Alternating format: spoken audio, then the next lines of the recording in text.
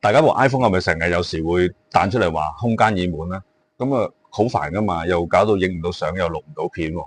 咁今日分享兩個方法俾大家啦，咁可以釋放翻多啲空間出嚟咯。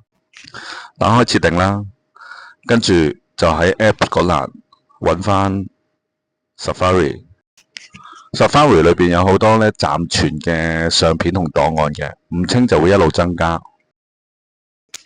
跟住我哋清理 Apps 嘅暫存，然後我哋喺 iPhone 嘅儲存空間揾，咁我哋就會睇到邊個 Apps 嘅佔用最多。